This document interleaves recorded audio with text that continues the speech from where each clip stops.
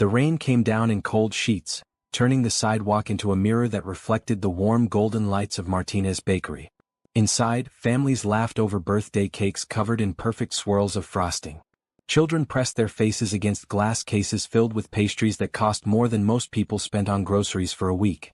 Outside, pressed against the brick wall beside the door, 9-year-old Kira Williams tried to make herself smaller. Her thin jacket, donated from some church clothing drive 3 winters ago, did nothing against the November chill. The holes in her sneakers let in water with every step. Her stomach had stopped growling hours ago, settling into a hollow ache she'd learned to ignore. Through the window, she watched a little girl about her age blow out candles on a 3-tier chocolate cake. The girl wore a clean pink dress with ribbons in her hair. Her parents kissed her cheeks while relatives clapped and sang. Kira looked down at her own reflection in a puddle. Matted brown curls, dirt smudged on her dark skin, clothes that hung loose on her skinny frame. Today was her birthday too. November 7th. She was 9 years old. Nobody had sung for her. There was no cake. Grandma Loretta had hugged her tight this morning at the shelter and whispered, "Happy birthday, baby girl," but that was all they could afford. Love and a hug. No cake. No candles. No wishes. Kira's fingers trembled as she pushed open the heavy bakery door. Warm air rushed out, carrying the smell of sugar and vanilla. It made her dizzy with hunger. The conversations inside dulled to a murmur as customers turned to look at the small, soaked girl dripping water onto their clean floor. Behind the counter, a tall woman with pulled-back hair and a white apron looked up from boxing a custom order. Her eyes narrowed. "Can I help you?" Kira's voice came out barely above a whisper. "Do you have any expired cake?" The woman's face hardened. "Excuse me?" "Any old cake," Kira said louder now, her words tumbling out in a rush. "From yesterday or the day before. Stuff nobody wants anymore. Stuff you're gonna throw away. It's my birthday and I just want it." Her voice cracked. "I just wanted a piece of cake." The woman crossed her arms. "We don't give away product. If you want something, you pay for it like everyone else." "I don't have money," Kira admitted, her cheeks burning with shame. "But I thought maybe the expired stuff, the trash stuff." "We don't have trash here. Everything is fresh, premium quality. Now if you're not buying anything, you need to leave. You're dripping all over my floor." Kira felt tears mixing with the rain on her face. She turned toward the door, her birthday wish dying in her throat. That's when she heard a different voice. Deep and tired but gentle. "Wait." A man stood from a corner table, setting down a coffee cup. He was tall, maybe 40 years old, with olive skin and dark hair touched with gray at the temples. He wore an expensive charcoal suit, perfectly tailored, and shoes that probably cost more than Grandma's monthly medicine. But his eyes looked sad. Really sad. Like he knew what it felt like to want something you couldn't have. Vincent Torres had been sitting in that bakery for 2 hours, nursing cold coffee and watching families celebrate. He came here sometimes when his penthouse felt too empty, when the silence got too loud. He watched other people's joy from a distance, like pressing his face against the glass of a life he used to have. 5 years ago he'd had a daughter. Isabella. She'd loved birthday cake, loved blowing out candles and making wishes.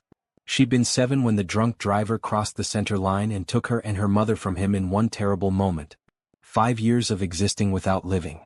5 years of going through motions, building his company bigger and bigger, trying to fill the hole in his chest with money and success and long hours at the office. It never worked. And now here was this child, this small soaked girl asking for garbage cake on her birthday, and something inside Vincent cracked open. He walked toward Kira, his footsteps quiet on the tile. "Today is your birthday?" She nodded, not quite looking at him. "How old?" 9. Vincent's breath caught. Isabella would have been 12 now. Would have been. Those 2 words haunted him every single day. He turned to the woman behind the counter. "I'll take your largest birthday cake. The fancy one in the window with the flowers." The baker blinked. "Sir, that's a custom order for the Peterson anniversary party. I'll pay double. Triple.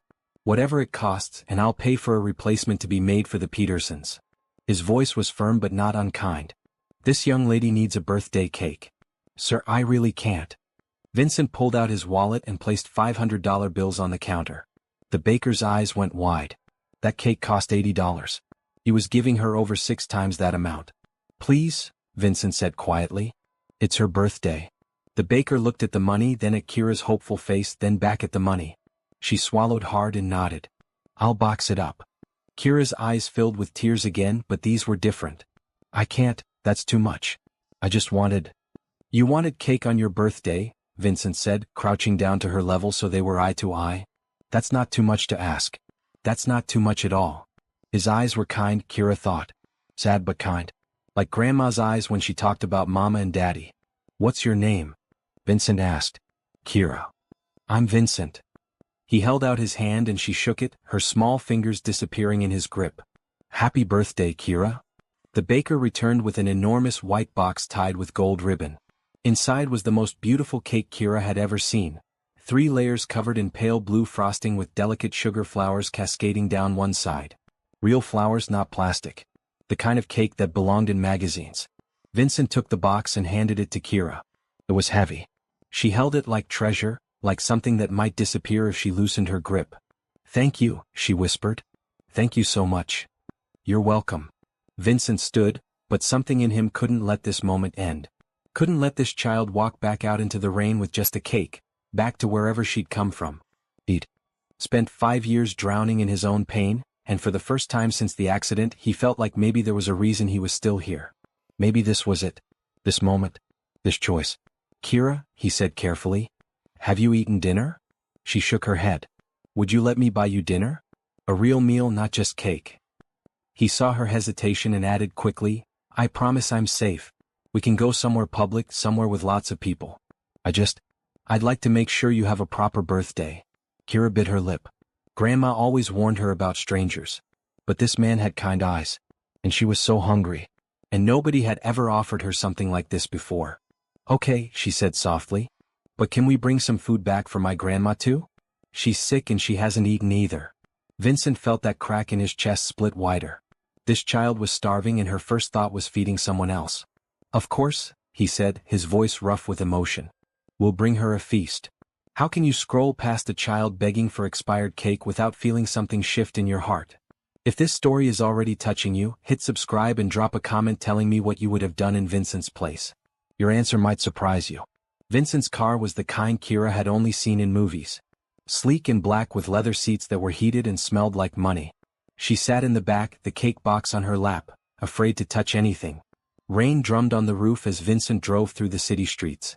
There's a good restaurant 2 blocks from here, Vincent said, glancing at her in the rearview mirror. Italian. Do you like pasta? I like everything, Kira admitted. We eat at the shelter mostly. Soup and bread. Sometimes sandwiches. Vincent's hands tightened on the steering wheel. You live in a shelter? Me and Grandma. The Morrison Street shelter downtown. We've been there 8 months now, ever since. She paused. This part always hurt. Ever since we lost our apartment. Grandma got sick and couldn't work no more. Her diabetes got bad. The medicine cost too much and the rent was too high and then we just ran out of money. I'm sorry, Vincent said, and he meant it. What about your parents? They died 2 years ago. Car accident. Kira said it flat, the way she'd learned to say it so it wouldn't hurt as much. Drunk driver hit them on the highway.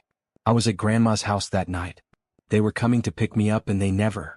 She stopped, swallowing hard. Grandma's all I got now. Vincent pulled into a parking space and sat very still. His own wife and daughter taken the same way. Drunk driver. One moment of someone else's terrible choice and entire families destroyed. He understood this child's pain in a way most people couldn't. I lost my family that way too, he said quietly. My wife and my daughter. 5 years ago. Kira met his eyes in the mirror. Does it stop hurting? No, Vincent said honestly. But you learn to carry it. And some days are better than others. She nodded, understanding passing between them without more words needed. Inside the restaurant, the hostess looked at Kira's wet, dirty clothes with barely concealed disgust. Vincent's expression turned cold. Table for 2, please. Somewhere comfortable. Sir, perhaps the back. Front window is fine. His tone left no room for argument. And we'll need several takeout containers as well. They sat at a table with a white cloth and real flowers. Kira had never been somewhere this nice. Other diners whispered and stared. She wanted to disappear, but Vincent ordered like she belonged there. Pasta with chicken for her, soup, salad, breadsticks, a huge order of lasagna to go. Tell me about your grandma, Vincent said as they waited for food. What's her name? Loretta. Loretta Williams. Kira smiled for the first time, and Vincent saw how pretty she'd be if she wasn't so thin and tired. She's the best. She used to work at a hotel cleaning rooms. She worked real hard so my mama could go to college. She tells me stories about when mama was little. And she sings old songs, the kind her mama taught her. She says I got mama's smile. I bet you do. Vincent watched her tear into the breadsticks the waiter brought. She ate like someone who didn't know when the next meal would come. How bad is her diabetes? Pretty bad. She needs insulin, but it's so expensive. The clinic gives us some for free sometimes, but not always enough. Last week she passed out and the ambulance came. They gave her something that helped, but then we got a bill and Grandma cried. Kira's voice dropped. I hate seeing her cry. Vincent made a mental note to handle that bill. And the insulin. And whatever else this family needed. The food came, heaping plates of it, and Kira ate slowly, savoring every bite. She'd learned not to eat too fast or her stomach would hurt after being empty so long. Vincent barely touched his own meal. He couldn't stop thinking about this child's situation. 9 years old and dealing with loss, poverty, and adult worries no kid should carry. His phone buzzed. His assistant Roberto texting about tomorrow's board meeting. Vincent ignored it. For the first time in 5 years, work didn't matter. Only this moment mattered. Kira, he said carefully, I'd like to help you and your grandmother. More than just dinner. I have money more than I need, and I think. He paused, choosing words carefully. I think maybe I was supposed to hear you today. Maybe I was supposed to be in that bakery right then. Why? Kira asked. Why do you want to help us? You don't even know us. Because someone should have helped you already, Vincent said. Because you're a kid asking for expired cake on your birthday and that's not okay. Because your grandma is sick and can't afford medicine and that's not okay either. Because. His voice caught. Because my daughter would have been 12 now. And if she'd survived and I hadn't, I'd hope someone would help her the way I'm hoping to help you. Tears rolled down Kira's cheeks.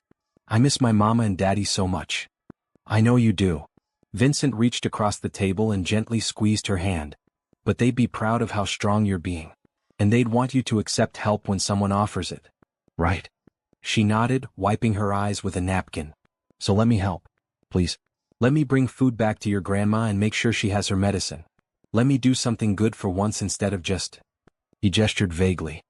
Instead of just making money and being alone. Okay, Kira whispered. Okay, you can help. They packed up enough food to feed 10 people. Vincent added a grocery bag full of basics. Milk, eggs, bread, fruit, peanut butter. At a pharmacy next door, he bought 3 months' worth of insulin and diabetes supplies. The total cost was over $800. He didn't blink. As they loaded everything into his car, Kira said, Mr. Vincent? Can I ask you something? Just Vincent is fine. What? Are you lonely too? The question hit him harder than any business deal gone wrong, harder than any quarterly report. A 9-year-old child seeing straight through his expensive suits and fancy car to the truth underneath. Yes, he admitted. I'm very lonely. Grandma says when you're lonely you gotta look for people who need love. She says everybody needs love and when you give it away you get it back. Kira climbed into the back seat. Maybe helping us will make you less lonely. Vincent stood in the rain, letting her words sink in. Out of the mouths of children, his mother used to say. The wisdom that came from innocent hearts. Maybe it will, he said softly. Morrison Street Shelter sat in the old industrial district where warehouses slowly converted into expensive lofts while the poor got pushed further to the margins. The building was a converted factory, all brick and bad plumbing. Vincent parked on the street and helped Kira carry the food and supplies to the front entrance. Inside, the smell hit him first. Too many bodies in too small a space. Sweat and mildew and boiled vegetables. Rows of cots lined the main room, separated by thin curtains that gave the illusion of privacy. Families clustered in small spaces, children doing homework on the floor, adults staring at walls with exhausted eyes. Vincent had donated to homeless charities before. Big checks written from a distance, tax deductions that let him feel good without getting involved. He'd never actually been inside a shelter. Never seen what those checks were supposed to fix. It wasn't enough. He could see that immediately. Nothing was enough when people lived like this. Grandma's over here, Kira said, leading him through the maze of cots to a corner spot beside a radiator that clanked but produced no heat. She hasn't been feeling good today. Loretta Williams sat on a thin cot, wrapped in a donated blanket. She was maybe 65, maybe 70, her dark skin lined with years and worry. Her hair was mostly gray, pulled back in a neat bun despite everything. She wore a faded blue sweater and slacks that had seen better decades. But her eyes. Her eyes were sharp and intelligent and full of love when they landed on Kira. "Baby girl, you're soaking wet," Loretta said, struggling to stand. "Where have you been?" "I was worried sick." She stopped, seeing Vincent. Seeing the cake box, the bags of food, the pharmacy bag. Her expression shifted from relief to confusion to something harder. Pride, Vincent realized. The kind of pride that came from doing everything yourself, from never asking for help even when you desperately needed it. "Grandma, this is Vincent," Kira said quickly. "He heard me at the bakery and he bought me a birthday cake. The most beautiful cake ever. And dinner. And medicine for you. And look, Grandma, there's insulin. 3 months of insulin." Loretta's jaw tightened. "Baby, you can't accept all that from a stranger." "He's not a stranger anymore. He's my friend." Kira set the cake box carefully on the cot. "And Grandma, it's my birthday. Please don't make him take it back. Please." Vincent stepped forward, holding out his hand. "Mrs. Williams, I'm Vincent Torres. I promise I have no bad intentions. I just wanted to make sure your granddaughter had a proper birthday. And I wanted to help with your medicine. That's all." Loretta didn't take his hand immediately. She studied him, the way he stood, the way he looked at Kira, the quality of his suit, the sincerity in his eyes. Making calculations. Assessing threats. Protecting her girl the way she'd always protected her, even when she could barely protect herself. Finally, slowly, she shook his hand. "Loretta Williams. And I appreciate the kindness, Mr. Torres, but we can't accept charity." "It's not charity," Vincent said gently. "It's a birthday gift. For Kira. You wouldn't refuse your granddaughter a birthday gift, would you?" Loretta's eyes watered. "Today's her birthday. I couldn't even." Her voice broke. "I couldn't even get her a cupcake." "Now she has cake," Vincent said. "And pasta. And you have insulin. Please, let me do this one good thing." The fight went out of Loretta's shoulders. She sagged back onto the cot, suddenly looking older and more tired. Okay, thank you. "Thank you so much." Kira threw her arms around her grandmother, and they held each other tight while Vincent unpacked the food. Other shelter residents noticed and gathered around, drawn by the smell of restaurant takeout. "There's enough to share," Vincent said immediately, seeing their hungry eyes. "Please, everyone eat." And they did. Pasta and breadsticks got divided among 20 people. Children who'd been lying listlessly on cots perked up and smiled. Adults nodded thanks, too tired for words. The cake got cut into small slices so everyone could have a taste. Kira blew out the candles while the whole shelter sang happy birthday, their voices echoing off brick walls. She closed her eyes and made a wish. Vincent stood back and watched, something warm growing in his chest where the cold had lived for 5 years. This feeling. This was what he'd been missing. Purpose. Connection. Mattering to someone. After everyone ate, after the crowd dispersed and quiet returned, Loretta gestured for Vincent to sit on the cot beside her. Kira had curled up with her slice of cake, eating slowly, making it last. "Why are you really doing this?" Loretta asked quietly. "Rich man like you doesn't just wander into shelters handing out money unless there's a reason." Vincent could have lied. Could have made it about tax breaks or good press or some other surface reason. But Loretta's eyes demanded truth. "I lost my wife and daughter 5 years ago," he said. "Car accident. Drunk driver. Since then I've been." He searched for words. "I've been going through the motions. Making money. Building companies. But not living. Just existing. And today I heard your granddaughter ask for expired cake and something in me woke up. I needed to help. I needed to matter to someone again." Loretta nodded slowly. "Grief is a heavy thing to carry alone." "Yes, it is." "And you think helping us will ease that weight?" "I don't know," Vincent admitted. "But I'd like to try. If you'll let me." She was quiet for a long moment, watching Kira lick frosting off her fork, savoring every bite. Then Loretta said, "My granddaughter has been through more than any child should. Lost her parents. Lost her home. Sleeps in a shelter with strangers and never complains. She's the bravest person I know. And if you hurt her, if you disappoint her, if you make promises you don't keep." Her voice turned to steel. "Then I don't care how much money you have. I will make sure you regret it." "I won't hurt her," Vincent said. "I promise."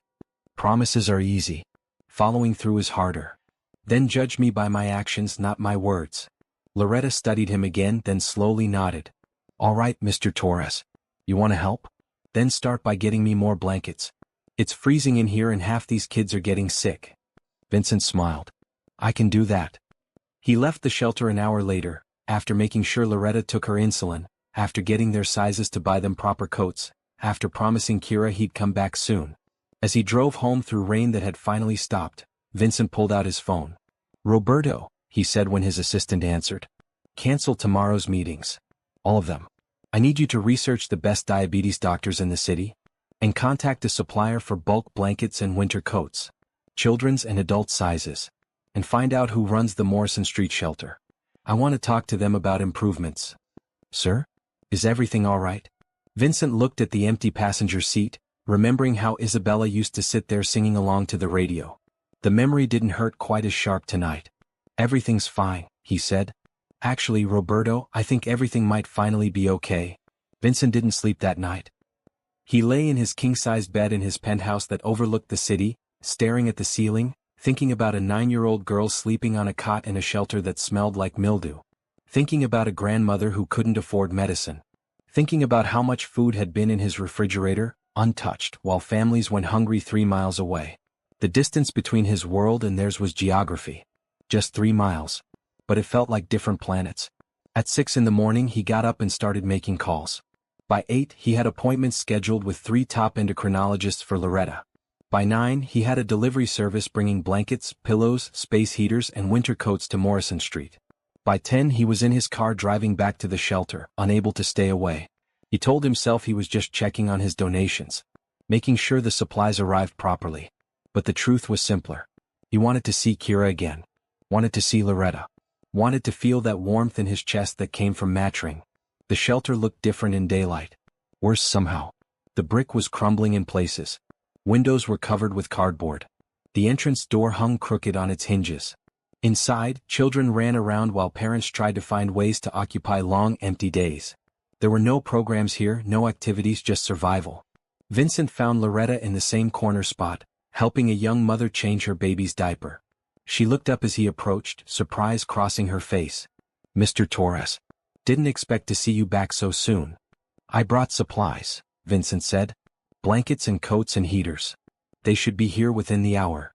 "That's generous of you. Where's Kira?" "School. I make sure she goes every day no matter what. Education is the only way out of this." Loretta finished with the baby and handed him back to his mother. "You didn't have to come yourself. Could have just sent the stuff. I wanted to make sure you were okay. That you took your insulin this morning." Loretta's expression softened slightly. "I did. Thank you for that. I already feel better than I have in weeks." Vincent sat on the edge of her cot. "Mrs. Williams, I made some calls this morning. I have 3 doctors willing to see you, specialists in diabetes. The best in the city. I'd like to take you to appointments, get you fully evaluated, make sure you're getting proper treatment."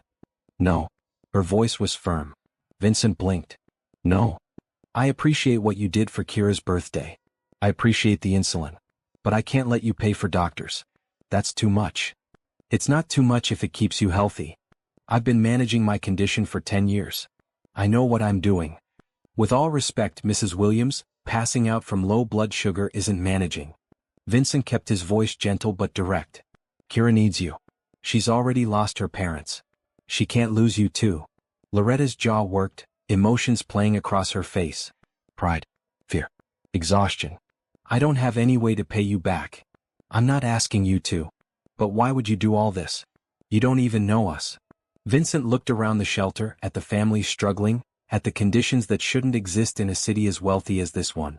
"Maybe I'm starting to realize that having money means nothing if you don't use it to help people who need it. Maybe your granddaughter taught me something yesterday. Maybe." He met Loretta's eyes. "Maybe I need you and Kira as much as you need me." Before Loretta could respond, there was commotion at the front entrance.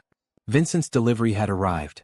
20 space heaters, 100 thick blankets, 50 winter coats ranging from toddler to adult sizes, and boxes of pillows still in plastic. The shelter erupted in grateful chaos. Parents grabbed coats for their children. People fought politely over blankets. Someone plugged in a heater and everyone nearby sighed with relief as warmth finally flowed into the space. The shelter director, a frazzled woman named Barbara, found Vincent in the crowd. "Are you the donor, Mr. Torres?" "Yes." "I don't know what to say. Thank you doesn't seem like enough." "It's a start," Vincent said. "But this place needs more than blankets. The building is falling apart. You need repairs, better plumbing, working heat, activities for the kids." "I know," Barbara said, exhausted.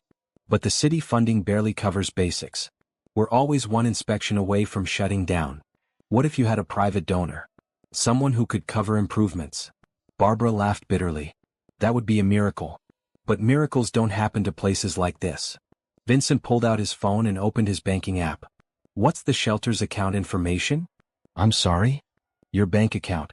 For donations. What is it? Barbara gave him the numbers, confused. Vincent typed quickly and hit send.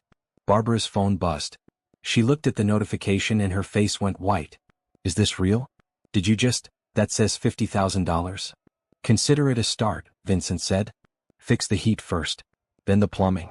Then see about hiring some staff to run programs for the kids. I'll send more as needed. Barbara's eyes filled with tears. Why? Why are you doing this? Vincent thought about yesterday, about a small girl asking for expired cake. About the moment his heart started beating again after 5 years of barely functioning. Because someone needs to, he said simply. He stayed at the shelter all day, helping distribute coats, setting up heaters, talking to families. He learned names. Heard stories. Met a single father with 3 kids who'd lost his job and apartment in the same week. Met a woman fleeing abuse with her 2 daughters. Met a veteran who couldn't find work despite his service. All of them were just trying to survive. All of them deserved better.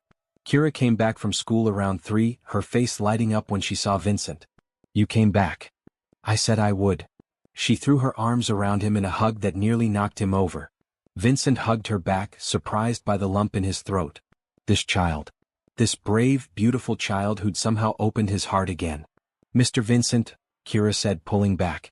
Can you help me with my homework? I got math problems I don't understand. They sat together on Loretta's cot while Vincent helped her work through fractions. He was patient, explaining concepts different ways until they clicked. Other children noticed and gathered around, asking questions, seeking help. Soon Vincent had 5 kids around him, all working on homework together. Loretta watched from across the room, her expression unreadable. When the children finally dispersed, she came over and sat beside him. You're good with kids, she said. I had a daughter. Isabella. She loved school, loved learning. Vincent's voice went soft. She'd be 12 now. I'm sorry for your loss. Loretta paused. And I'm sorry for being stubborn earlier. You're right. Kira needs me healthy. If you're serious about those doctors. I'm serious. Then okay. I'll go. And thank you. That night Vincent made plans. Doctor appointments. Better clothes for Kira and Loretta. Maybe he could help some of the other families too. The single dad needed job connections. The woman fleeing abuse needed legal help. The veteran needed medical care for PTSD. Vincent had resources. Money. Connections. Power. And for the first time in years he knew exactly how to use them. But he couldn't shake a growing worry in the back of his mind. Loretta was sick. Really sick. And if something happened to her, what would happen to Kira? Foster care? Separated from everything she knew? The thought made him cold. He was pulled from these thoughts by his phone ringing. Roberto, his assistant. Sir, you asked me to research children's education programs. I found several excellent private schools that offer scholarships. Hold that thought, Vincent said. First, I need you to find me the best family law attorney in the city. Someone who specializes in guardianship and foster care. Sir? Just in case, Vincent said. I need to make sure a little girl is protected. No matter what happens. 3 days later, Vincent took Loretta to see Dr. Patricia Reeves, the best endocrinologist at City Medical Center. Vincent had to convince Loretta to come, promising he'd wait in the car if she wanted privacy. But when they arrived, Loretta surprised him by asking him to come in with her. You're doing all this, she said. Might as well hear what the fancy doctor has to say. Dr. Reeves was a woman in her 50s with kind eyes and efficient hands. She ran tests, asked questions, examined Loretta thoroughly. Vincent sat quietly in the corner while Loretta answered honestly about her symptoms, her medication history, her struggles to afford treatment. Finally, Dr. Reeves sat back and folded her hands. Mrs. Williams, your diabetes is poorly controlled. Your A1C levels are dangerously high. You have early signs of neuropathy in your feet and possible kidney involvement. If we don't get this under control immediately, you're looking at serious complications. Possibly life-threatening. Loretta absorbed this without flinching, but Vincent saw her hand tremble slightly. What does she need? He asked. Consistent insulin therapy, a different type than what she's been getting from free clinics. Regular monitoring. Dietary changes. I'd like to see her weekly for the next month, then bi-weekly. We need to adjust her medications and make sure we're preventing any progression. Cost. With insurance, probably a few hundred a month. Without insurance. Dr. Reeves looked uncomfortable. Could be thousands. She doesn't have insurance, Loretta said quietly. Then we'll pay out of pocket, Vincent said immediately. Whatever it costs. Mr. Torres, that's too much. Your life isn't too much, Mrs. Williams. Vincent's voice was firm. Schedule whatever appointments she needs, doctor. I'll handle the payments. Dr. Reeves nodded. I'll have my staff set everything up. Mrs. Williams, I also want you to see a nutritionist and possibly a podiatrist to check that neuropathy. We're going to get you healthy again. In the parking garage after the appointment, Loretta stopped walking and put her hand on Vincent's arm. Why are you really doing all this? And don't tell me it's just because you're lonely or because of your daughter. There's something else. Vincent was quiet for a long moment. Then he said, when Isabella died, I wanted to die too. For months I thought about it. Ways I could end everything, stop the pain. The only thing that stopped me was knowing it would hurt my mother, my sister. So I kept breathing. Kept going to work. Kept pretending to be alive. But I wasn't. I was just a shell. And now I feel something again. Because of you and Kira. Because helping you gives me a reason to get up in the morning. Because watching Kira smile makes the world feel less empty. He met her eyes. You saved my life, Mrs. Williams. I'm just returning the favor. Loretta's eyes watered. She pulled him into a hug, this proud woman who didn't accept help easily, and Vincent hugged her back. You're a good man, she whispered. I'm trying to be. Over the next week, Vincent became a regular presence at Morrison Street Shelter. He brought groceries every other day. He helped fix things that broke, calling and repair people to handle bigger jobs. He spent evenings helping kids with homework. He got to know the other families, learned their stories, started connecting people with resources. The single dad, Thomas, got an interview at Vincent's company and was hired as a warehouse supervisor. The woman fleeing abuse, Jennifer, got connected with a legal aid attorney in safe housing. The veteran, Curtis, got medical care through a VA program Vincent helped him navigate. But mostly he spent time with Kira and Loretta. Taking Kira to school, picking her up, helping with homework. Taking Loretta to appointments, making sure she ate properly, checking her blood sugar. His employees noticed the change in him. Roberto commented that Mr. Torres seemed happier. His sister Camila called him suspicious. Who is she? Camila demanded. Who's who? The woman who has you smiling again. And don't lie to me, Vincent. I know you too well. Vincent laughed. There is no woman. But there is a little girl and her grandmother. And they're teaching me how to live again. He told Camila the whole story. About the bakery, the expired cake, the shelter, everything. By the end, Camila was crying. I want to meet them, she said. Really? Yes, really. If they're important to you, they're important to me. So Vincent arranged dinner at a nice but casual restaurant. He picked up Kira and Loretta from the shelter, both of them wearing new clothes he'd bought, after much protest from Loretta. Kira was nervous about meeting Vincent's family, but he promised her Camila was nice. And she was. Camila arrived with her husband Daniel and their 2 teenage sons. She took one look at Kira and Loretta and immediately gathered them into warm hugs like they were family already. It's so good to meet you both, Camila said. Vincent has told me so much. Dinner was loud and happy. Camila's sons taught Kira card tricks. Daniel and Loretta talked about old music.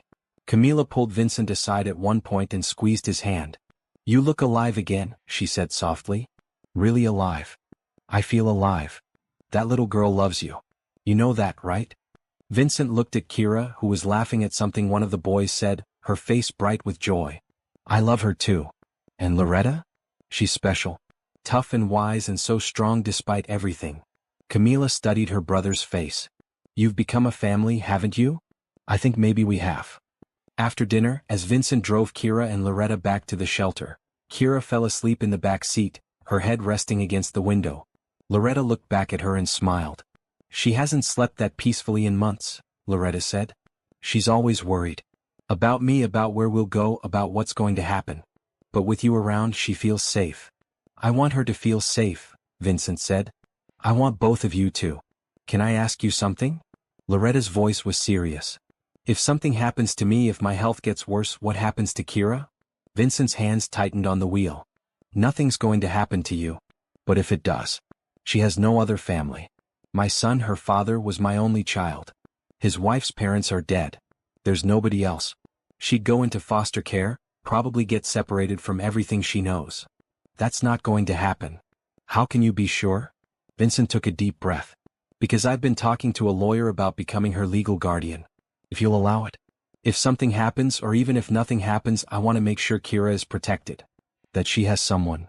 Loretta was quiet for a long moment. You'd take on that responsibility? Raising a child? I'd be honored to. Even though she's not yours? She is mine, Vincent said softly. Maybe not by blood but by choice. By love. That counts for something. Loretta wiped her eyes. You're a rare man, Vincent Torres. I'm just a man who was given a second chance. Thanks to a little girl asking for expired cake. 2 weeks later, disaster struck. The shelter got condemned. A city inspector found mold in the walls, faulty wiring that posed a fire hazard, and structural issues that made the building unsafe. Despite Vincent's recent donations, the problems ran too deep. The shelter needed to close immediately for extensive repairs. All residents had 30 days to find other housing. Barbara, the director, called an emergency meeting. 50 families crowded into the common area, fear and anger thick in the air. Where would they go? Other shelters were full. Waiting lists stretched for months. Winter was coming. Children would be on the streets. Vincent stood in the back, listening to families panic, his mind racing. He'd fixed the heat and bought coats, but he hadn't fixed the building itself. These problems had been growing for years. His money had been a band-aid on a broken bone. Kira found him after the meeting, tears streaming down her face. We have to leave? Where are we gonna go? I don't know, baby, Loretta said, looking older and frilier than Vincent had ever seen her. We'll figure something out. But they wouldn't. Vincent could see it in Loretta's eyes. There was no figuring it out. There was nowhere to go. That night, Vincent sat in his penthouse, staring at the city lights. He had 6,000 square feet of space. 5 bedrooms. His daughter's room hadn't been touched since the accident, preserved like a museum to grief. His wife's closet still held her clothes. He'd been living like a ghost in a mausoleum. And 3 miles away, a little girl and her grandmother had nowhere to sleep. The answer was obvious. Terrifying but obvious. At 6 in the morning, Vincent drove to the shelter. He found Loretta packing their few belongings into garbage bags, her movements slow and defeated. Mrs. Williams, I need to talk to you. She looked up, exhausted. If this is about money, Vincent, I can't accept any more. It's not about money. It's about a place to live. We'll find something. Come live with me. Loretta blinked. What?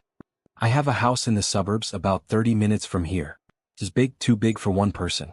There's a guest cottage on the property, separate from the main house. 2 bedrooms, full kitchen, bathroom, private entrance. It's been sitting empty for years. You and Kira could live there. Vincent, we can't. Yes, you can. Please. The cottage is just gathering dust. You'd be doing me a favor, keeping it occupied. Vincent knew this argument would work better than charity. And it's close to a good school for Kira. There's a bus stop at the end of the street.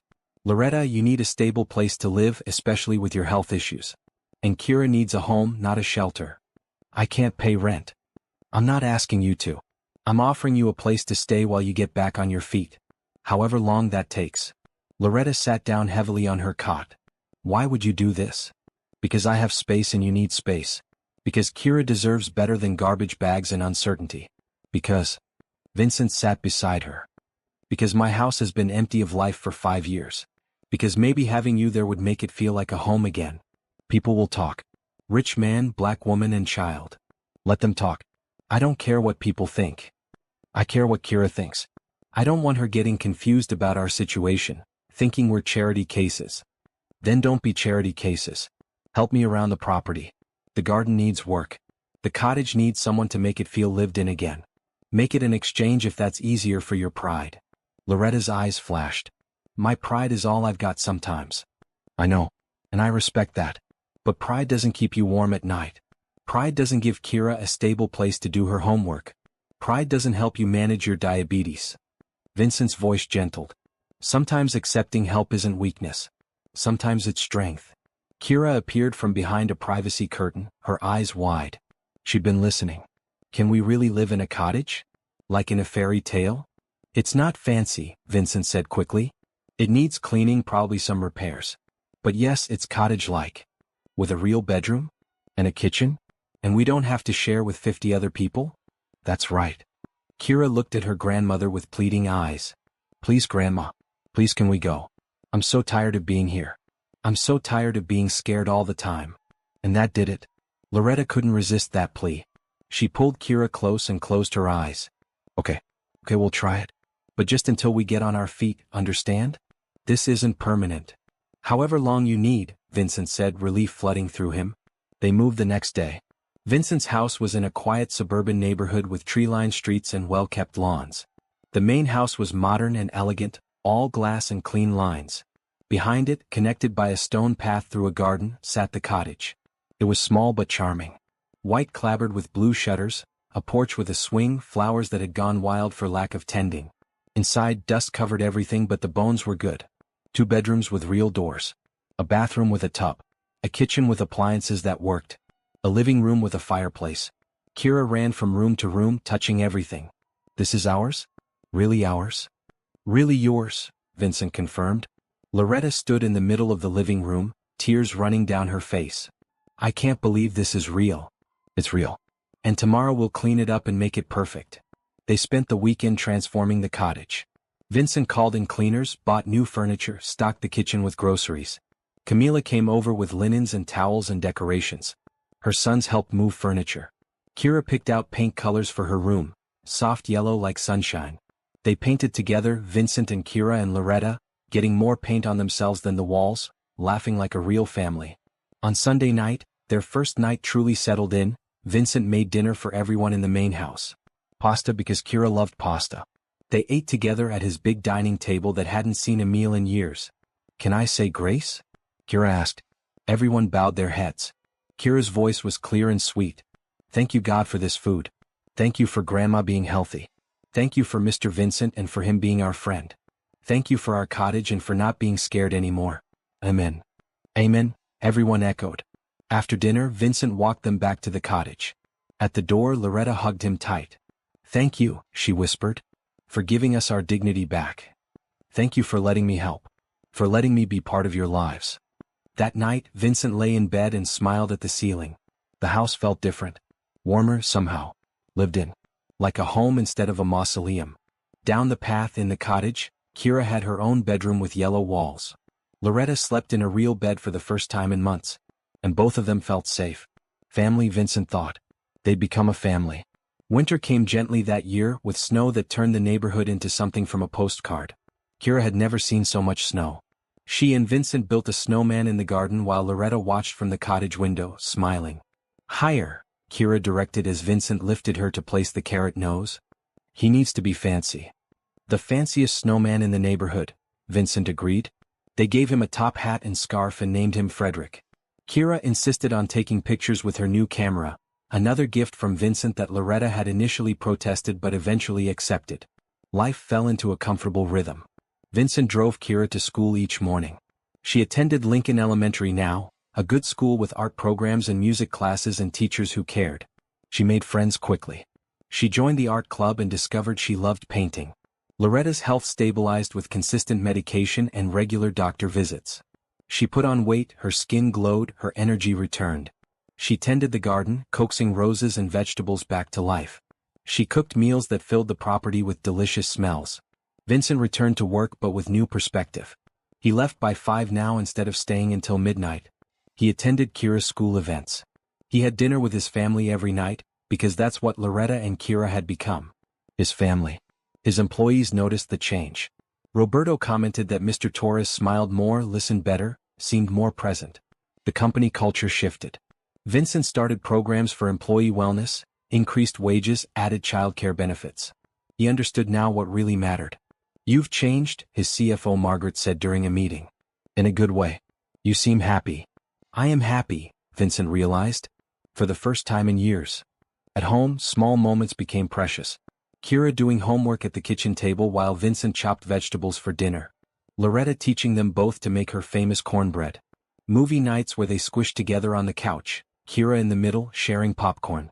Vincent started therapy again, working through his grief over Isabella and his wife. Dr. Harrison helped him understand that loving Kira didn't diminish his love for his daughter. That his heart was big enough for both. You're allowed to be happy, Dr. Harrison said. Your wife would want you to be happy. I know. I just felt guilty for so long. And now I feel grateful. Like I was given a second chance. Camila visited often, bringing her boys to play with Kira.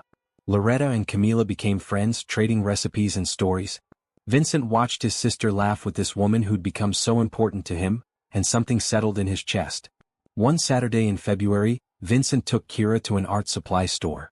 She needed paint for a school project but kept trying to pick the cheapest options. Get the good paint, Vincent said. The colors will be better. But it's so expensive. Kira, we've talked about this. You don't have to worry about money anymore. I've got it covered. She chewed her lip, that worried expression he was learning to recognize. But what if you change your mind? What if you get tired of us? Vincent crouched down to her level there in the middle of the art store. Listen to me. I'm never going to get tired of you. Never. You and your grandmother have given me back my life. Do you understand? I was barely surviving before I met you. Now I'm living again. Because of you. Really? Really truly? You're stuck with me now. I'm not going anywhere. Kira threw her arms around his neck. I love you, Mr. Vincent. Vincent's breath caught. Those words. He hadn't heard them in 5 years. Hadn't thought he'd hear them again. I love you too, sweetheart. So much. They bought the expensive paint and way more supplies than she needed. On the drive home, Kira said, Can I call you something else besides Mr. Vincent? Like what? I don't know. Mr. Vincent feels too formal. But you're not my dad, so I can't call you daddy. She thought for a moment. Maybe just Vincent? Vincent works for me. Okay. Vincent. She tried it out, smiling. I like it. That night at dinner, Loretta served pot roast with vegetables from the garden. They sat together at the cottage table, passing dishes, talking about their days. Felt so normal. So right. I have something to discuss with both of you, Vincent said.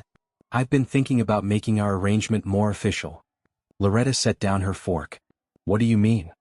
I've spoken with my lawyer about guardianship papers. If something happens to you, Loretta, if your health gets worse or if there's an emergency, I want to make sure Kira is protected. That she doesn't go into the system. I'd like to become her legal guardian. With your permission, of course. Loretta was quiet for a long moment. You take her? Raise her? I already am raising her. This would just make it legal. Make sure she's protected no matter what. People would talk. Rich white man raising black child. I don't care what people say. I care about Kira being safe and loved. Kira looked between them, holding her breath. Finally, Loretta nodded slowly. Okay. Yes. I think that's smart. I think. Her voice cracked. I think that would give me peace. Knowing she'd be taken care of. She will be. I promise you. They signed papers the following week. Vincent Torres officially became Kira Williams's legal guardian, secondary to Loretta. If anything happened, Kira would stay with him. She wouldn't be alone. Kira didn't fully understand all the legal terms. But she understood that Vincent had promised to take care of her forever. That he wasn't going away. Spring came, bringing flowers and warmth. The garden exploded with color under Loretta's care. Kira turned 10 in April and they threw a proper party. Not at a bakery this time, but at home in the garden. 20 kids from school came, plus Vincent's family. There was cake, real cake with 10 candles. There were games and presents and laughter. Kira stood in the middle of it all, wearing a new blue dress, surrounded by people who loved her, and she'd never been happier. Vincent watched her blow out the candles and make a wish. He caught Loretta's eye across the yard. She smiled at him, gratitude and affection clear in her expression. They'd saved each other, he realized. All three of them. Built something beautiful from broken pieces. This was family. Not by blood but by choice. By love. And it was enough. More than enough. It was everything. Summer brought long days and firefly nights. Kira spent hours in the garden with Loretta, learning to grow tomatoes and beans. Vincent taught her to ride the bicycle he'd bought for her birthday, running behind her with his hands on the seat until she found her balance and pedaled away, laughing. I'm doing it, she shouted. Look, I'm really doing it. Vincent stood in the driveway, his heart full, watching her circle back to him with the biggest smile on her face. These moments. These perfect, ordinary moments. This was what he'd been missing. What money could never buy. Loretta's health continued to improve. She gained back 20 pounds, her skin glowing with vitality. Dr. Reeves declared her diabetes well controlled for the first time in years. Loretta cried at that appointment, overwhelmed with relief. "You've given me my life back," she told Vincent on the drive home. "You've given me mine," he replied. That summer, Vincent's mother flew in from Arizona to visit. Teresa Torres was a force of nature at 75, sharp and opinionated and fiercely protective of her children. Vincent was nervous about her meeting Loretta and Kira, worried she might not understand his new family arrangement. His worries were unfounded. Teresa took one look at Kira and gathered her into a hug. "Aren't you precious? Vincent tells me you like art. I used to paint when I was young. Maybe we can paint together." They spent the week touring the city, visiting museums, eating at Teresa's favorite restaurants. At the art museum, Kira stood transfixed in front of a massive abstract painting. "What do you see?" Teresa asked. "Hope," Kira said softly. "All these colors mixed together, making something beautiful. That's what hope looks like." Teresa squeezed her shoulder. "You're a wise child." On Teresa's last night, after Kira had gone to bed, she sat with Vincent and Loretta on the cottage porch. Lightning bugs danced in the garden. The air smelled like roses. "You've built something special here," Teresa said. "A real family." "We have," Vincent agreed. Teresa turned to Loretta. "Thank you for taking care of my son. He was lost for so long. You and Kira brought him back to us." "He saved us first," Loretta said quietly. "Gave us a home when we had nothing. You give each other what you need. That's what family does." After Teresa left, life continued its comfortable rhythm. Vincent's company launched a new initiative, partnering with homeless shelters across the city to provide job training and placement services. He'd learned so much from Morrison Street, from seeing poverty up close. Now he wanted to use his resources to make real change. He hired Thomas, the single dad from the shelter, to run the program. Jennifer, the woman fleeing abuse, joined as a case manager after completing her degree. Curtis, the veteran, became a peer counselor helping other vets transition back to civilian life. The program was featured in the business news.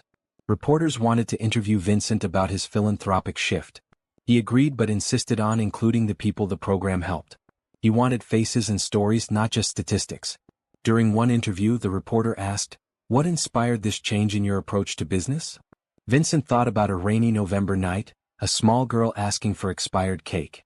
"I learned that money is just a tool. It's what you do with it that matters. I was using it to build walls around my grief. Now I'm using it to build bridges to help people who need it." That's quite a transformation. "I had good teachers. A 9-year-old girl and her grandmother who showed me what really matters in life." At home, Kira overheard the interview playing on television. "He talked about us," she said, awed. "He's proud of you," Loretta said. "We both are. We're at a turning point in this beautiful story. Can you feel it? Have you subscribed yet? Drop a comment and tell me what moment has touched your heart most so far. Don't miss what happens next. School started again in September. Kira entered 5th grade, her confidence growing daily. She joined the school art show with 3 paintings she'd created over the summer. Vincent and Loretta attended the opening night, beaming with pride. Kira's paintings showed the garden in different seasons. Spring blooms, summer abundance, fall colors. Each one was vibrant and full of life. "Your granddaughter has real talent," the art teacher said to Loretta. "She sees the world in a very special way." "She's been through a lot," Loretta said. "Art helps her process it all." "Well, whatever she's doing, keep encouraging it. She has a gift." Vincent bought all 3 paintings, insisting they should be professionally framed and hung in the main house. Kira protested that he didn't need to do that, but he was firm. "Art should be displayed and appreciated. These are beautiful and I want everyone who visits to see them." The paintings went up in the living room, transforming the space. Color and life where there had been only gray grief for so long. In October, Camila hosted a family dinner at her house. All the Torres gathered, Teresa visiting again, Vincent's cousins, aunts and uncles. Loretta and Kira came too, nervous about meeting so much family at once. But the Torres family welcomed them warmly. No questions about circumstances or arrangements, just acceptance and love. Kira played with Camila's sons and Vincent's young cousins. Loretta traded recipes with Teresa and helped cook dinner. During the meal, Vincent's uncle Carlos raised his glass. A toast to family. Not just blood but the people we choose to love. "Vincent, Loretta, Kira, we're honored to have you in our lives." "To family," everyone echoed. Kira leaned against Vincent's shoulder, her eyes shining. This was what she'd dreamed of in the shelter. Belonging. Being part of something bigger than just survival. Later, helping clean up, Vincent found Loretta in the kitchen drying dishes. You okay? He asked. More than okay. Your family is wonderful. They're your family too now. Loretta smiled. I'm starting to believe that. November arrived, bringing cooler weather and falling leaves. The anniversary of Vincent's daughter's death approached, a date that had always been unbearable. But this year felt different. Still sad, still a loss, but the grief had softened around the edges. On the day itself, Vincent took flowers to the cemetery where Isabella and her mother were buried. He knelt by the headstones and told them about Kira, about how a little girl had saved his life, about how he'd found purpose again. I'll always love you, he whispered. But I'm learning to live again. I hope that's okay. The wind rustled through leaves, warm despite the season. Vincent felt peace for the first time in years. His daughter would want him to be happy. Would want him to help people, to love again. He went home to find Kira and Loretta making dinner together, music playing, both of them dancing and laughing in the kitchen. They didn't see him at first, and he stood in the doorway watching this scene of domestic joy. This was his life now. Full and rich and beautiful. Kira spotted him and ran over, hugging him tight. You okay? I'm good, sweetheart. Really good. That night, they ate together as always, sharing stories from their days. Vincent felt Isabella's memory like a warm presence, not a haunting. She would have liked Kira, he thought. Would have liked having a little sister. Maybe in some way she'd sent Kira to him. Maybe this was all part of some bigger plan. Vincent didn't know. But he was grateful for every moment. As Kira's 11th birthday approached in November, Vincent started planning. He wanted something special, something that showed her how much she meant to him, how much her presence had transformed his life. He enlisted Loretta's help, the two of them conspiring in whispered conversations when Kira wasn't around. She's been talking about the bakery, Loretta mentioned. Where you first met. She drives past it sometimes when we're in the city and just stares at it. It's where everything changed, Vincent said. For all of us. An idea formed. Crazy, ambitious, perfect. Vincent made calls. He contacted Martinez Bakery and explained what he wanted to do.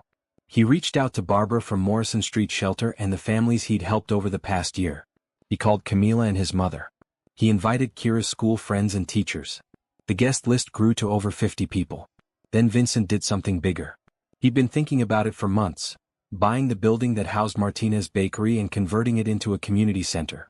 A place that provided free meals, job training, childcare, and shelter assistance. A one-stop resource for families struggling like Loretta and Kira had struggled. He'd name it Second Chances. Because everyone deserved one. The paperwork took weeks to finalize. Vincent worked with city officials, nonprofit organizers, and community leaders. The bakery would remain, but the upper floors would transform into program spaces. He kept it all secret from Kira and Loretta. November 7th arrived crisp and clear. Vincent told Kira they were just going out for a birthday lunch, nothing fancy. She wore jeans and a green sweater, her hair in neat braids. Loretta dressed up in a maroon dress that Vincent had bought for her, claiming his mother had sent it and it was the wrong size. The lie was obvious, but Loretta accepted the gift gracefully. They drove into the city, Vincent barely able to contain his excitement. Kira chattered about her birthday wishes, simple things. A new set of paints. Maybe a book about famous artists. Time in the garden with Grandma. Those all sound doable, Vincent said, smiling. He pulled up in front of Martinez Bakery. The windows were covered with paper hiding what was inside. Why are we here? Kira asked. You'll see. Vincent opened the door and ushered them inside. Surprise. 50 voices shouted at once. The entire bakery was transformed with streamers and balloons. A massive banner read, Happy 11th Birthday Kira. Tables overflowed with food. A 3-tier cake sat in the center, decorated with edible flowers that matched the cake from 2 years ago. Kira's mouth fell open. Her school friends were there, jumping and waving. Camila's family. Vincent's mother. Barbara and families from the shelter. Thomas and Jennifer and Curtis and everyone Vincent had helped. The art teacher. Even the baker who'd initially refused Kira, looking ashamed and apologetic. What? How? Kira couldn't find words. Happy birthday, sweetheart, Vincent said, kissing the top of her head. Tears streamed down Kira's face as friends surrounded her with hugs. The party was loud and joyful and perfect. Kids played games while adults caught up, everyone celebrating this one special girl who'd touched so many lives. After cake was served, after presents were opened, after the chaos settled a bit, Vincent called for attention. Everyone, thank you for coming to celebrate Kira's birthday. As many of you know, this bakery is where I met Kira 2 years ago. She was asking for expired cake, just wanting something small for her birthday. That moment changed my life completely. Kira stood beside him, holding Loretta's hand, listening. Since then, Kira and her grandmother Loretta have become my family. They've taught me about resilience, about hope, about what really matters in life. They saved me from drowning in grief. And I wanted to do something to honor that. Vincent pulled out a folder and handed it to Loretta. This building now belongs to a non-profit I've established. The bakery will stay, but the upper floors are being converted into a community resource center. Free meals, job training, childcare, shelter assistance. Everything people need to get back on their feet. Loretta opened the folder, scanning the documents. Her hand flew to her mouth. It's called Second Chances Community Center, Vincent continued. And Loretta, I'd like you to run it. As the director. Full salary, benefits, everything. If you're interested. Are you serious? Loretta's voice shook. Completely serious. You understand what families need because you've lived it. You have wisdom and compassion and strength. You'd be perfect. I'd be honored, Loretta whispered, tears flowing freely now. So honored. The crowd erupted in applause. But Vincent wasn't done. He turned to Kira, getting down on one knee so they were eye level. From his pocket, he pulled a small velvet box. Kira, over the past 2 years, you've become the daughter of my heart. Not by blood but by choice. By love. And I'd like to make that official if you and your grandmother agree. I'd like to adopt you. Fully and legally. Make you a Taurus. Make our family permanent. Kira's eyes went huge. You mean, I'd be your daughter? For real? For real. If you want that. If I want that? Kira's voice rose to a squeak. Of course I want that. Yes. Yes, please. She launched herself at Vincent, hugging him so tight he could barely breathe. The room exploded in cheers and applause. Loretta was openly sobbing now, happy tears streaming down her face. Vincent held Kira close, his own eyes wet. I love you so much, sweetheart. I love you too, Dad. Dad. The words settled into his heart like coming home. He opened the velvet box. Inside was a delicate necklace with a pendant, a small heart engraved with the words, "Family is forever." This is my promise to you, Vincent said, clasping it around her neck. Forever family. Nothing will ever change that. Kira touched the pendant, fresh tears falling. This is the best birthday ever.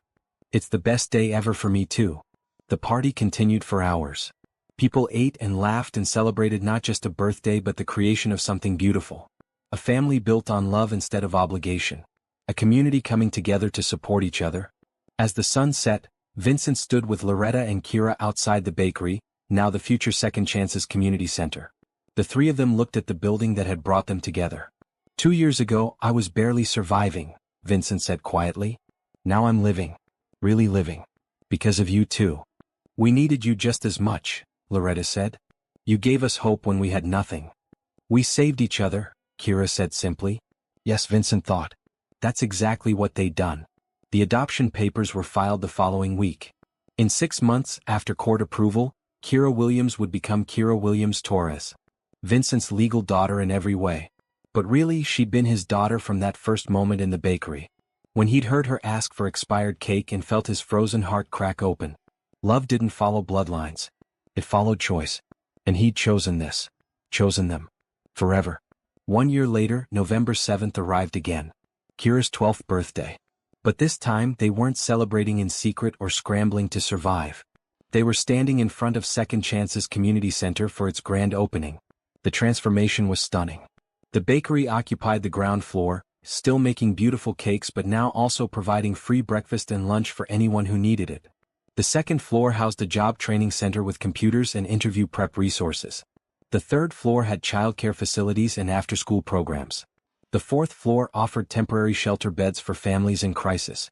It was everything Vincent had dreamed of. Everything Loretta and Kira's experience had taught him was necessary.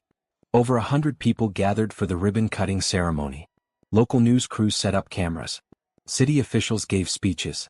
But Vincent made sure the real stars were the people the center would serve. Thomas spoke about finding employment through Vincent's programs and finally getting his own apartment. Jennifer talked about escaping abuse and rebuilding her life safely. Curtis described getting help with PTSD and reconnecting with his children. Their stories brought tears to many eyes. Then it was Loretta's turn. She stood at the microphone, elegant in a navy blue dress, looking healthy and strong and proud. 2 years ago my granddaughter and I were living in a shelter. We'd lost everything. Her parents. Our home. Our hope. We were just trying to survive day by day. And on her 9th birthday, all Kira wanted was a piece of expired cake. Loretta's voice caught. Such a small wish. But someone heard her. Vincent Torres heard her and decided to help. Not just with cake but with everything. He gave us a home, medical care, stability. He gave us family. She looked at Vincent standing beside Kira. But what Vincent doesn't always understand is how much he needed us too. He was lost in his own grief, barely living. And somehow, through helping us, he found his way back to life. We saved each other. That's what family does. Applause rippled through the crowd. Loretta continued, "This center represents that same philosophy. We save each other. We help each other. Nobody should have to beg for expired cake. Nobody should have to choose between medicine and food. Nobody should have to sleep on the streets.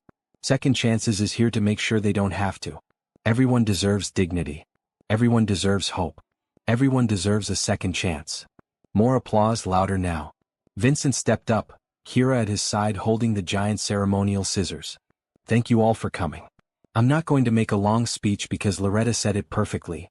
I'll just add this: 2 years ago I thought I knew what success looked like. Money, power, business growth. But I was wrong. Success looks like this." He gestured at the center. "Like helping people. Like building community. Like love." He put his arm around Kira. "My daughter taught me that. By simply asking for cake on her birthday, she changed my entire life. She showed me what really matters. And now we're paying that forward." Kira stepped forward, her voice clear and strong. "When I was 9, I thought nobody cared about kids like me. Poor kids. Homeless kids. Kids whose parents were gone. I thought we didn't matter. But Vincent showed me I was wrong. We all matter. Every single person deserves love and help and hope. And this center is going to give that to people." She lifted the scissors. "I'm proud to open Second Chances, where everyone gets another shot at happiness." She cut the ribbon and the crowd erupted in cheers. The doors opened and people flooded inside.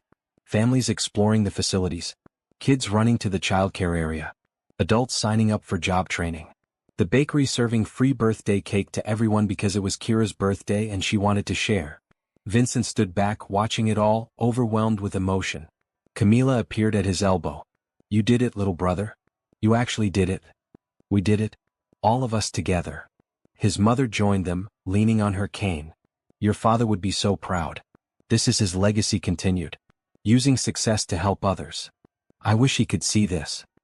"He can," Teresa said firmly. "And Isabella too. They're both proud of you." Vincent thought about his daughter, gone for 7 years now. She'd be 14 if she'd lived. A teenager. Would she have liked Kira? He liked to think they'd be close, sisters in spirit if not blood. "Dad." Kira called from across the room. "Come see the art space. They set it up just like you planned." Dad. He'd never get tired of hearing that. He excused himself and crossed to where Kira stood in a bright room filled with art supplies. Everything a young artist could want. Canvases, paints, sketch pads, colored pencils. Light poured through big windows. "This is amazing," Kira breathed. "Kids are going to love this. You're going to love it too. I thought you could volunteer here teaching younger kids. If you want." Her eyes lit up. "Really? I could do that. You're a talented artist. You should share that gift." Kira hugged him tight. "Thank you for everything. For the center, for adopting me, for being my dad. For seeing me that day in the bakery." Vincent held her close, his heart full to bursting. "Thank you for asking for expired cake. For being brave. For changing my whole life." They stood there in the art room, surrounded by possibility and color and hope. Outside, the community gathered to celebrate this new resource. Loretta directed staff and welcomed families. Camila organized food distribution. Teresa held babies in the childcare area. Everyone working together. Saving each other. That night, after the crowds left and the center closed, Vincent drove Kira and Loretta home. The cottage lights glowed warm in the darkness. The main house stood solid and welcoming behind it. Inside the cottage they had a private birthday celebration. Just the three of them. Cake and ice cream and laughter. Presents wrapped carefully. Stories shared about the day. "Make a wish," Loretta said as Kira prepared to blow out 12 candles. Kira closed her eyes. But before blowing them out she said, "I don't need to wish for anything. I already have everything I want." "Blow them out anyway," Vincent said. Wish for the future. She did, sending smoke curling toward the ceiling. Later, after Kira went to bed, Vincent and Loretta sat on the cottage porch. Stars blazed overhead. The garden slept, waiting for spring. Can you believe it's been 2 years? Loretta asked. Sometimes it feels like forever. Sometimes it feels like yesterday. Everything's changed. Everything, Vincent agreed. I had a whole life I thought mattered. Business, success, status. None of it meant anything until I found you too. You found purpose. I found family. Loretta took his hand. You're a good man, Vincent Torres. The world needs more people like you. The world needs more people like you. Running that center, helping those families. You're making real change. We're making real change. Together. They sat in comfortable silence, two people who'd saved each other, who'd built something beautiful from broken pieces. Inside the cottage, Kira slept peacefully in her yellow bedroom. No more nightmares about losing everything. No more fear about the future. She was safe. She was loved. She was home. The next morning, Vincent woke early and walked out to the garden. Frost kissed the last roses. The air smelled clean and cold. He stood where he'd stood 2 years ago, looking at the cottage where a little girl and her grandmother had found refuge. Where he'd found purpose again. He thought about that moment in the bakery. A split-second decision to help. To care. To see someone else's pain and do something about it. That one choice had changed 3 lives completely. Changed dozens of lives through the community center. Changed his company culture and his family dynamics. One moment. One choice. Everything different because he'd decided to act instead of looking away. Whatcha thinking about? Kira appeared beside him, wrapped in a warm coat, her breath fogging in the cold air. About how lucky I am. I'm the lucky one. You saved me and Grandma. You saved me first, sweetheart. Don't ever forget that.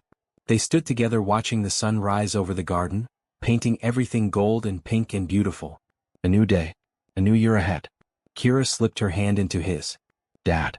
Yeah. Thank you for not walking past that day. Thank you for stopping and listening. Vincent squeezed her hand. Thank you for being brave enough to ask for what you needed. For giving me a reason to be better. I love you. I love you too. Forever and always. Inside the cottage, Loretta started making breakfast. The smell of bacon and coffee drifted through the morning air. In a few hours, they'd go to Second Chances and continue the work of helping families. But for now, in this perfect moment, they were simply a father and daughter watching the sunrise together. A family built on kindness, hope, and love. Exactly as it should be.